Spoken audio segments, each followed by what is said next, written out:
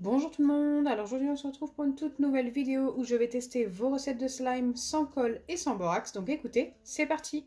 Commencez la vidéo, n'hésitez pas à liker et partager, n'hésitez pas à vous abonner si ce n'est pas encore fait et à activer la cloche des notifications. N'hésitez pas à me donner en commentaire d'autres recettes de slime sans colle et sans borax que je pourrai tester dans une prochaine vidéo.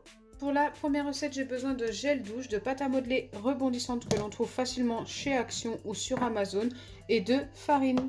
Je dois commencer par mesurer 2 cuillères à café bien bombées de pâte à modeler. Donc là, j'ai ma première. Il m'en faut une deuxième.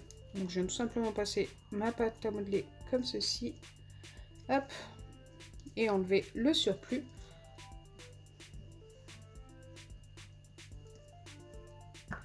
Une fois que c'est fait, je dois y ajouter 2 cuillères à café également de mon savon. Enfin, de gel douche, hein, c'est n'importe lequel. Moi, j'ai pris le mon savon.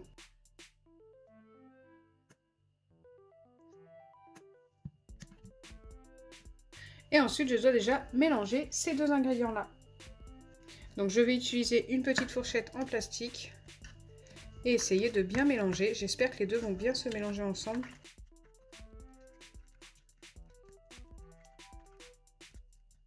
Donc déjà, la pâte à modeler rebondissante, pour ceux qui viennent d'arriver sur la chaîne, c'est une pâte qui ressemble déjà beaucoup à un slime. Et c'est vrai qu'on peut obtenir pas mal de slime sans colle avec. Donc j'espère que celle-ci aujourd'hui va fonctionner.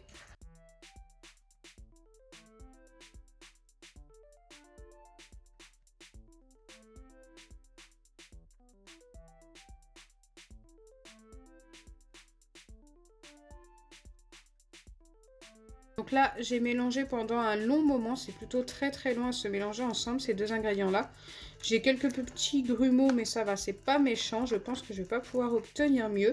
Maintenant, je dois venir ajouter de la farine et normalement, on devrait obtenir notre slime. Ça doit être un slime qui s'étire bien normalement, donc j'espère. C'est parti, on va découvrir ça ensemble. Je vais commencer par une cuillère. Là, par contre, pour la farine, je n'ai pas de dose indiquée. C'est jusqu'à l'obtention d'une pâte. Là, pour l'instant, on a quelque chose d'ultra collant et plutôt liquide. La farine devrait aider à épaissir et à sécher un petit peu tout ça. Donc, pour l'instant, il n'y en a pas assez. Hein. J'en ai mis toute une cuillère. J'essaye de mesurer et de vous montrer chaque cuillère. Comme ça, si vous reproduisez la recette, vous saurez à peu près ce qu'il vous faudra comme farine. Après, je pense que ça dépend des gels douche, s'il est épais ou pas. Ça doit dépendre de plein de choses. Là, je mets la deuxième cuillère et je mélange de nouveau. C'est vrai qu'il faut faire attention à ne pas trop en mettre également, pour pas que la pâte devienne trop sèche. Bon, là, pour l'instant, ce n'est pas le cas. C'est encore beaucoup trop collant.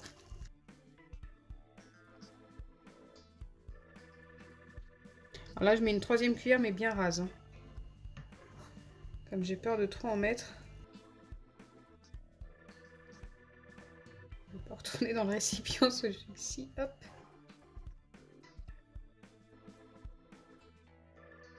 Bon, ça me paraît encore beaucoup trop collant. Je vais mettre environ une demi-cuillère cette fois-ci.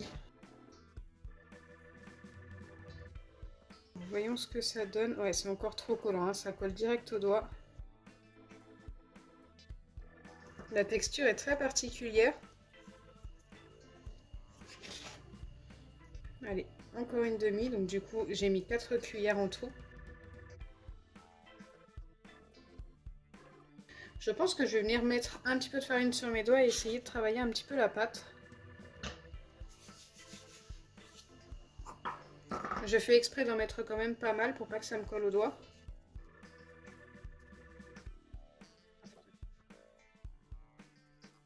Allez, c'est parti, on essaye de bien travailler cette pâte. Mais je peux vous dire que au toucher comme ça, à part qu'elle est un petit peu collante, je vais remettre un peu de farine. Eh bien, elle est très satisfaisante. C'est très léger. J'aime beaucoup.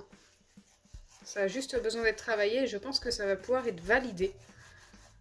La recette est plutôt sympa.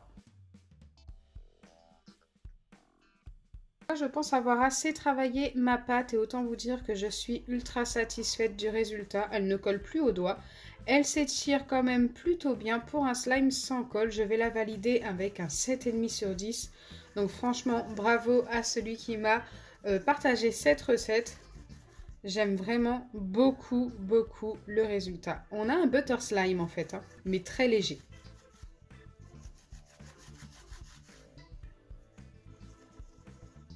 Je suis trop fan. Pour la deuxième recette, j'ai de nouveau besoin de gel douche, mais de n'importe quelle marque également, de bicarbonate de soude alimentaire et de sucre en poudre. Donc directement dans un petit récipient, je dois venir ajouter 2 cuillères de sucre en poudre. Donc moi j'ai pris une petite cuillère doseuse comme ça, mais vous pouvez très bien utiliser une cuillère à café ou une cuillère à soupe. Une fois que c'est fait, je dois ajouter une cuillère, donc de la même dose, donc ce sera la même, de bicarbonate de soude alimentaire. Je dois déjà mélanger ces deux ingrédients-là. Donc ce que je vais faire, c'est directement fermer ma boîte comme ceci et mélanger comme ceci. C'est beaucoup plus rapide et je pense que ça va beaucoup mieux se mélanger. Et ensuite, je dois ajouter 3 cuillères de mon savon, de gel douche de votre choix. Des cuillères bien rases surtout. Faut pas que ce soit bombé, autrement il y en aura trop pour la recette.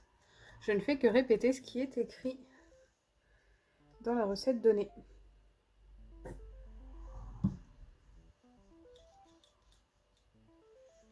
Et la troisième.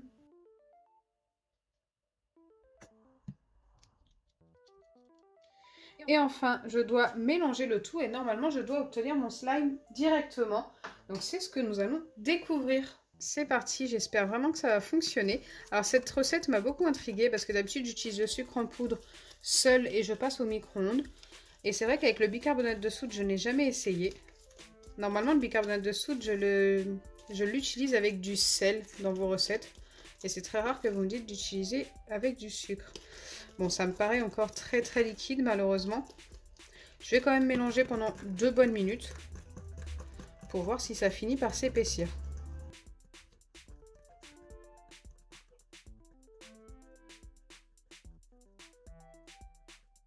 Au final, après avoir mélangé pendant un long moment, un peu plus de 2 minutes d'ailleurs, et bien c'est resté très liquide. Donc cette recette-là, je ne vais pas du tout pouvoir la valider. Regardez, c'est vraiment ultra liquide, hein. Ça ne s'est pas du tout épaissi, au contraire. Mais bon, ce n'est pas grave, on a quand même obtenu une belle recette. La première que nous avons testée, elle est juste top.